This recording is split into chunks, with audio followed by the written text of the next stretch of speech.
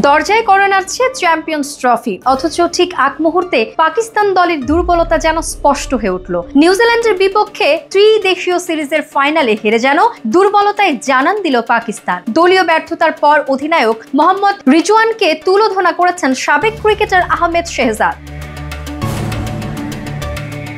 করাচির ম্যাচটিকে champions ট্রফির dress rehearsal মনে করছিল বিশেষজ্ঞরা, কিন্তু পাকিস্তান 242 রানেই প্রতিপক্ষের সামনে অল আউট হয়। এমন লজ্জাজনক হারের পর সাবেক ক্রিকেটার শেহজাদ অভিযোগ করে জানান দল ভুল সিদ্ধান্ত নিয়েছে। আমরা জানতাম রাতে ব্যাটিং সহজ হয়, স্পিনাররা বল গ্রিপ করতে পারে না, তবু আগে ব্যাটিং এর সিদ্ধান্ত নেওয়া হলো, এর কোনো মানে হয় না।